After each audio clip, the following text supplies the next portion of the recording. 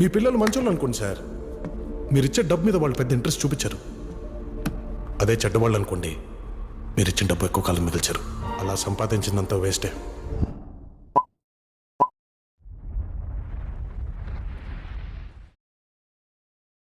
ఒక దేశ వ్యవస్థ అభివృద్ధి పరంగా నడవాలి అంటే అక్కడ రాజకీయ నాయకుల కంటే ప్రభుత్వ ఉద్యోగుల పాత్ర ఎక్కువ ఉంటుంది. రాజకీయ నాయకులు కేవలం ప్రజా సమస్యలపై ఒక నిర్ణయాన్ని మాత్రమే తీసుకోగలరు, కానీ ఆ నిర్ణయాలని ఆ దేశ ప్రజల నిజ జీవితంలో అమలుపరిచేది మాత్రం ప్రభుత్వ ఉద్యోగులే. ప్రస్తుతం మన భారతదేశంలో కేంద్ర ప్రభుత్వ మరియు రాష్ట్ర ప్రభుత్వ ఉద్యోగులందరూ కలిపి దాదాపుగా 4.5 కోట్ల మంది ఉన్నట్టుగా అంచనా. అంటే మన దేశ జనాభాలో 3% ప్రభుత్వ ఉద్యోగులే ఉన్నారు. మన భారతదేశంలో ఒక ప్రభుత్వ ఉద్యోగి వార్షిక ఆదాయం 8 లక్షల పైగా ఉంది. కానీ ఒక సామాన్య పౌరుడి యొక్క వార్షిక ఆదాయం 1,12,000 రూపాయలు మాత్రమే ఉంది. ఈ ప్రభుత్వ ఉద్యోగులకి వాళ్ళ ఆదాయం ఎంత మెరుగ్గా ఉన్నా కూడా ప్రభుత్వ ఉద్యోగుల్లో కొంతమంది అవినీతికి పాల్పడుతున్నారు. పైగా ఆ ప్రభుత్వ ఉద్యోగులందరికీ కూడా ఈ సామాన్య పౌరుడి యొక్క వార్షిక ఆదాయం 1,12,000 రూపాయల్లో నుంచి పన్నుగా తిరిగి చెల్లించడం వల్ల వీళ్ళందరికీ జీతాలు అయితే రావడం జరుగుతుంది. ఒక నెలకే ఈ ప్రభుత్వ ఉద్యోగులకి బేసిక్ శాలరీ చెల్లించడానికి లక్షల కోట్ల ఖర్చు అయితే అవుతుందన్నమాట. ఈ లక్షల కోట్లన్నీ కూడా సామాన్య దేశ పౌరులపైనే పడుతుంది. ఇంకా బోల్డ్ అన్ని ఎలవెన్స్లు కూడా యాడ్ అవుతాయి. ఈ దేశ పౌరుల కష్టార్జితం వీళ్ళు జీతాలుగా తీసుకున్నా కూడా వీళ్ళకి సరైన సేవలు అందించలేకపోతున్నారు. ప్రతి 100 మందిలో 80 మంది దాకా లంచం తీసుకునే ప్రభుత్వ ఉద్యోగులే ఉన్నారు. మిగిలిన 20 మందిలో 10 మంది లంచం తీసుకోకపోగా ఇన్ఫ్లుయెన్స్లకు భయాలకు లొంగిపోయి కూడా వాళ్ళు అవినీతికి పాల్పడుతున్నారు. మిగిలిన 10 మంది మాత్రమే నిజాయితీగా ఉంటున్నారు. కేవలం ఈ 10 మంది నిజాయితీ పరులతో ఈ దేశం ఎంతవరకు అభివృద్ధి చెందుతుంది? ఇప్పుడు చాలా మంది కామెంట్ చేస్తారు కింద, రాజకీయ నాయకులే ముఖ్యంగా అవినీతి చేస్తారు, వాళ్ళు దోచుకున్న దానితో పోల్చుకుంటే ప్రభుత్వ ఉద్యోగులు దోచుకునేది చాలా తక్కువ అని మాట్లాడతారు. కానీ మీ అందరికీ ఒక పచ్చి నిజం తెలియాలి. అదేంటి అంటే అవినీతిలో రాజకీయ నాయకులు చాలా ఎక్కువే దోచుకుంటారు, కానీ రాజకీయ అవినీతి అనే చెట్టుకు వేర్లు ప్రభుత్వ ఉద్యోగులే. ఒక ప్రభుత్వ ఉద్యోగి సంతకం లేకుండా ఒక రాజకీయ నాయకుడు ఒక్క రూపాయి కూడా అవినీతి చేయలేడు. ప్రాజెక్ట్ మొత్తం రూల్స్కి అగేన్స్ట్గా ఉంది, సంతకం పెట్టడం కుదరదు. ఈ ప్రాజెక్ట్ తయారు చేసినోడు మందేసి చేసినట్టున్నాడు, సంతకం పెట్టడం కుదరదు. సంతకం పెట్టడం కుదరదు. ప్రజాధనం రాజకీయ నాయకుడి చేతిలోకి వెళ్ళాలి అంటే ఒక ప్రభుత్వ ఉద్యోగి అనుమతి కావాలి. ఒక రాజకీయ నాయకుడు అవినీతి చెయ్యాలంటే ఒక ప్రభుత్వ ఉద్యోగి మద్దతు కావాలి. ప్రభుత్వ ఉద్యోగి సహకారం లేనిదే ఒక రాజకీయ నాయకుడు అవినీతి చేయలేడు. ఇది ప్రతి ఒక్కరూ తెలుసుకోవాల్సిన విషయం. ఈ అవినీతి చేస్తున్న ఈ కొంతమంది ప్రభుత్వ ఉద్యోగులకి అంత ధైర్యం ఎక్కడి నుంచి వస్తుందంటే మన భారత రాజ్యాంగంలోని 311 రక్షణ చట్టం నుంచి ఈ అవినీతి పరులకు కూడా ధైర్యం అయితే కలుగుతుందన్నమాట. అసలు ఈ 311 ఆర్టికల్ యొక్క ముఖ్య ఉద్దేశం ఏంటంటే ప్రభుత్వ ఉద్యోగులకు ఉద్యోగ భద్రత కల్పిస్తూ వారు ఎవరికి భయపడకుండా రాజకీయ ఒత్తిళ్లకు లొంగకుండా తమ విధులను నిర్వర్తించుకోవాలి అనే ఒక ముఖ్య ఉద్దేశంతో మన భారత రాజ్యాంగంలో ఈ 311 ఆర్టికల్ ని పేర్కొనడం జరిగింది. ఈ 311 అనేది ప్రభుత్వ ఉద్యోగుల్ని ఏకపక్షంగా తొలగించడానికి వీలు లేకుండా రక్షించే ఒక రాజ్యాంగ నిబంధన. ఈ 311లో 2 రక్షణలు ఉన్నాయి. అందులో ఒకటి, ఒక ప్రభుత్వ ఉద్యోగిని నియమించిన అధికారి కంటే తక్కువ హోదా కలిగిన వ్యక్తి ఆ ప్రభుత్వ ఉద్యోగిని తొలగించలేరు.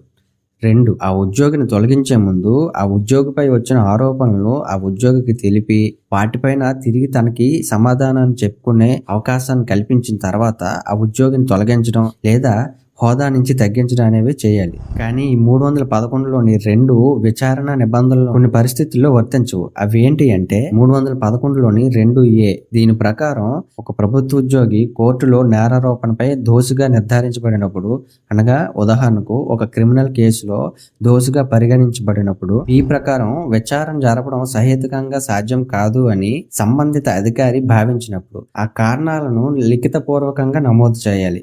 ఉదాహరణకు విచారించాల్సిన ప్రభుత్వ ఉద్యోగి దేశం దాటి వెళ్ళిపోయినప్పుడు, అత్యవసర సమయంలోన, అలాగే విచారించడం ఇంకా జరగదు అనుకునేటప్పుడు. అలాగే C ప్రకారం రాష్ట్ర భద్రతా దృష్ట్యా విచారణ జరపడం అవసరం లేదు అని రాష్ట్రపతి లేదా ఆ రాష్ట్ర గవర్నర్ సంతృప్తి చెందినప్పుడు. ఈ 3 పరిస్థితులు ఉన్నప్పుడు ఈ 311లోని 2 అనేది వర్తించదు. ఈ ఆర్టికల్ ప్రకారం ఒక అవినీతి ఉద్యోగిపై క్రమశిక్షణ చర్యలు తీసుకోవడం చాలా సుదీర్ఘమైన అలాగే కష్టతరమైన పని అన్నమాట. అవినీతి అధికారులపై ఈ విచారణలు అంటే ఎంక్వైరీలు సంవత్సరాల తరబడి జరుగుతాయి. ఈ సంవత్సరాల తరబడి జరగటం వల్ల ఆ ప్రభుత్వ ఉద్యోగి సస్పెన్షన్ లో ఉన్నా లేదా ట్రాన్స్ఫర్ లో ఉన్నా కూడా వారిపైన కఠిన చర్యలు తీసుకోవడం చాలా కష్టం. ఒకసారి ప్రభుత్వ ఉద్యోగం వచ్చిన తర్వాత ఈ 311 ఆర్టికల్ ఇచ్చే భద్రత వల్ల అవినీతిలో పాలు పంచుకుంటున్న తమను తొలగించినంత సులభం కాదు అనే ధైర్యమే కొంతమంది ప్రభుత్వ ఉద్యోగుల చేత అవినీతి చేపిస్తుంది. కొన్నిసార్లు ఎంక్వైరీ జరుగుతున్నప్పుడు టెక్నికల్ లోపాలు చూపించి గానీ లేదా రాజకీయ నాయకుల జోక్యం వల్ల గానీ వీళ్ళు ఈ నేరారోపణలపై నుంచి తప్పించుకొని తిరిగి మళ్ళీ అదే ఉద్యోగంలో జాయిన్ అవ్వడం కూడా జరుగుతుంది. ఈ 311 ముఖ్య ఉద్దేశం నిజాయితీ పరుల్ని, నిజాయితీగా ప్రజలకి సేవలు అందించే పౌర సేవకుల్ని కాపాడడం కోసం. కాకపోతే ఈ 311 ఇచ్చే రక్షణ వల్ల చాలా మంది ప్రభుత్వ ఉద్యోగులు అవినీతికి పాల్పడి తమని ఎవరు ఏమీ చేయలేరు అనే ధైర్యంతో ప్రజల జీవితాన్ని నాశనం చేసేస్తున్నారు. దానివల్ల దేశ అభివృద్ధిని కూడా ఆపేస్తున్నారు. ప్రైవేట్ ఉద్యోగాల్లో ఏదైనా తప్పు చేస్తే వెంటనే ఆ ఉద్యోగం నుంచి తొలగించడం జరుగుతుంది. జీవితాంతం బ్లాక్ లిస్ట్ లో కూడా పెట్టేయడం జరుగుతుంది. చాలా దేశాల్లో ప్రభుత్వ ఉద్యోగులు ఏదైనా తప్పు చేస్తే వెంటనే వాళ్ళని తీసేయడానికి వాళ్ళ దగ్గర చట్టాలు అంత స్ట్రిక్ట్ గా ఉంటాయి. వాళ్ళని ఉద్యోగం నుంచి తీసేయడమే కాదు, చాలా శిక్షలు కూడా పడతాయి. అమెరికాలో ట్రంప్ అధ్యక్షతన ఫెడరల్ ప్రభుత్వంలో 10,000కు పైగా ఉద్యోగాలను తీసేయడం జరిగింది. అమెరికాలో ప్రభుత్వ ఉద్యోగులు అట్ విల్ ఎంప్లాయ్మెంట్ కాన్సెప్ట్ కింద పనిచేస్తుంటారు. అంటే అక్కడ ఉద్యోగి పని చేయకపోయినా లేదా అవినీతికి పాల్పడినా పెద్ద విచారణ లేకుండా వెంటనే ఉద్యోగం నుంచి తీసేయడం జరుగుతుంది. అలాగే ఆ ఉద్యోగికి కూడా నచ్చినప్పుడు ఎలాంటి ఇంటిమేషన్ లేకుండా తన ఉద్యోగం నుంచి కూడా మానేయచ్చు. అలాంటి వెసులుబాటు తను అక్కడ అమెరికాలో ఉంది. అయితే యుఎస్ ఫెడరల్ ఎంప్లాయీస్ లో కొంత రక్షణ అయితే ఉంటుంది, కానీ ఆర్టికల్ 311 మన దేశంలో ఇచ్చేంత రక్షణ అయితే మాత్రం అక్కడ ఉండదు. వారు తప్పు చేస్తే పెర్ఫార్మెన్స్ రివ్యూస్, ఇంటర్నల్ ఇన్వెస్టిగేషన్స్ చేసి వాళ్ళని జాబ్ లోంచి తీసేస్తారు. సింపుల్ గా చెప్పాలంటే మన భారతదేశంలో ప్రభుత్వ ఉద్యోగులకు ఉండే భద్రత అక్కడ అమెరికాలో ప్రభుత్వ ఉద్యోగులకి ఉండదు. అందువల్ల వాళ్ళు మరింత కష్టపడి పనిచేయాల్సి ఉంటుంది. దానివల్ల దేశం కూడా అభివృద్ధి ఎంత వేగంగా జరిగిందో మనం చూస్తూనే ఉన్నాం. అలాగే అర్జెంటీనాలో చాలా కాలంగా ప్రభుత్వ ఉద్యోగులు అధిక జీతాలు, పెన్షన్ ఖర్చుల వల్ల ఆర్థిక ఇబ్బందులు ఎదుర్కొంటుంది. అక్కడ ఉద్యోగులు కెరీర్ జాబ్స్ గా ఉంటారు. అంటే ఒక్కసారి జాబ్ వస్తే వాళ్ళని తొలగించడం చాలా కష్టం. ఎందుకంటే అక్కడ చాలా యూనియన్స్ ఉంటాయి, అలాగే లేబర్ కోర్ట్స్ కూడా ఉంటాయి అన్నమాట. ఇవన్నీ కూడా అక్కడ ఉండే ప్రభుత్వ ఉద్యోగులకి గానీ లేదా ప్రైవేట్ ఉద్యోగులకు గానీ చాలా రక్షణ అయితే కల్పించడం జరుగుతుంది. ఒకవేళ అక్కడ ఎవరైనా ఉద్యోగం నుంచి తీసేయాల్సి వస్తే వాళ్ళకి భారీ మొత్తంలో పరిహారం అయితే చెల్లించాల్సి ఉంటుంది. 2024లో జావియర్ మిలే అధికారంలోకి వచ్చినప్పుడు దాదాపుగా 12,000 మందిని అవసరం లేని ఉద్యోగాల్ని, అసమర్థుల్ని, అవినీతి పరుల్ని ఉద్యోగం నుంచి తీసేయడం జరిగింది. వీళ్ళందరినీ ఉద్యోగం నుంచి తీసేసి ఆర్థికంగా దేశంపై పడుతున్న భారాన్ని తగ్గించడం జరిగింది. దీనిపైన అక్కడ చాలా తిరుగుబాట్లు అయితే జరిగాయి. 2024 ఈ ఇష్యూ జరగక ముందు ఎవరినైనా ఉద్యోగం నుంచి తీసేస్తే వాళ్ళని తిరిగి జాబ్ లో కూడా జాయిన్ చేయించుకునేవారు. అక్కడ అంత కఠినంగా ఉంటుంది. అంటే ఉద్యోగులకి అక్కడ అంత భద్రత కల్పిస్తారు. వాళ్ళు అంత కఠినంగా ఉన్నా కూడా అక్కడ అధికారి ఎందుకు ఉద్యోగం నుంచి తీసేశారంటే అతను తీసేసింది అసమర్థుల్ని, అవినీతి పరుల్ని. కాబట్టి వాళ్ళని తిరిగి తీసుకునే సాహసం అక్కడ ప్రభుత్వం చేయలేకపోతుంది. ఎందుకంటే వాళ్ళ అసమర్థులు. వాళ్ళతో దేశానికి నష్టమే తప్ప లాభం ఉండదు. అలాగే సింగపూర్, జపాను, దక్షిణ కొరియా దేశాల్లో ప్రభుత్వ ఉద్యోగులకు చాలా కఠినమైన, చాలా స్ట్రిక్ట్ రూల్స్ ఉంటాయి అన్నమాట. అందువల్ల అక్కడ ప్రభుత్వ ఉద్యోగులు చాలా బాధ్యతతో కూడిన సేవలు అందిస్తారు. దానివల్ల ఆ దేశాలు కూడా చాలా వేగంగా అభివృద్ధి చెందుతుంది. మన దేశం అభివృద్ధి చెందకపోవడానికి కారణం అవినీతి. లంచం తీసుకునే ఒక ప్రభుత్వ ఉద్యోగి వల్ల ఒక స్కూల్ బిల్డింగ్ టైంకి పూర్తవదు. ఒకవేళ పూర్తయినా ఆ బిల్డింగ్ లో నాణ్యత ఉండదు. హాస్పిటల్ ప్రాజెక్ట్ లేట్ అవుతుంది. దానివల్ల ఎంతో మంది ప్రజల ఆరోగ్యం దెబ్బతింటుంది. రోడ్డు నాణ్యత కోల్పోతుంది. ఏ కాదు, చెప్పుకుంటూ పోతే బోలెడ్ అని ఉంటాయి. ప్రతి వ్యవస్థలో కూడా ప్రభుత్వ ఉద్యోగులు లేకపోతే ఆ పని జరగదు. కానీ అక్కడ ఉండే కొంతమంది ప్రభుత్వ ఉద్యోగులు చేసే అవినీతి వల్ల ఆ ప్రాంతం వరకే కాదు, పూర్తి దేశాన్ని నాశనం చేసేస్తుంది. మనిషి పుట్టినప్పటి నుంచి చనిపోయే వరకు కూడా ప్రతిదీ ఇక్కడ సర్టిఫికేట్స్ పైన ఆధారపడి ఉంది. నువ్వు పుట్టావు అని చెప్పడానికి ఒక ప్రభుత్వ ఉద్యోగి సంతకం కావాలి. నువ్వు చచ్చిపోయావు అని చెప్పడానికి కూడా ఒక ప్రభుత్వ ఉద్యోగి సంతకం కావాలి. నువ్వు ఒక దివ్యాంగుడు అయితే నిన్ను చూసి ఒక ప్రభుత్వ ఉద్యోగి నిన్ను పరిశీలించి తర్వాత నీకు ఆ సర్టిఫికేట్ కి సంతకం పెట్టాలి. ఆ సంతకం కూడా అంత సులువుగా పెట్టడు.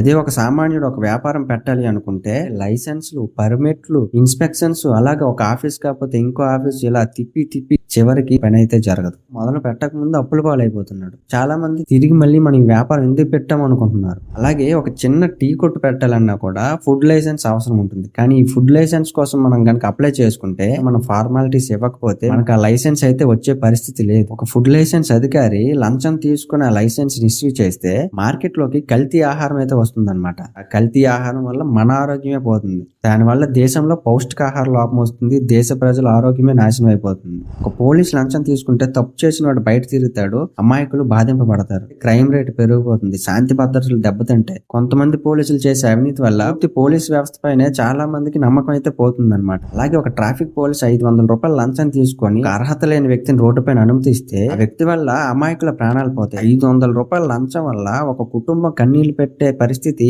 ఆ 500 రూపాయల లంచం వల్లే జరుగుతుంది. దేశంలోని పూర్తిగా అవినీతి అంతరించిపోవాలంటే ప్రభుత్వ ఉద్యోగుల్లోనే మార్పు తీసుకురావాలి. ప్రభుత్వ ఉద్యోగుల్లో మార్పు తీసుకురావాలంటే 311 ఆర్టికల్లోన మార్పులు జరిపించాలి. ఈ 311 ఆర్టికల్ ఇచ్చే రక్షణ వల్ల నిజాయితీగా పనిచేసే ప్రభుత్వ ఉద్యోగులకు కూడా ఈ అవినీతి పరుల వల్ల చెడ్డ పేరు వస్తుంది. అవినీతి వల్ల తినే తిండి కల్తీ అయిపోతుంది, మనం తాగే నీరు కల్తీ అయిపోతుంది, మనం తిరిగే రోడ్లు కూడా సరిగ్గా ఉండటం లేదు, మన పిల్లలకి మంచి చదువులు రావటం లేదు, మన ఆరోగ్యాలు కూడా దెబ్బతింటున్నాయి.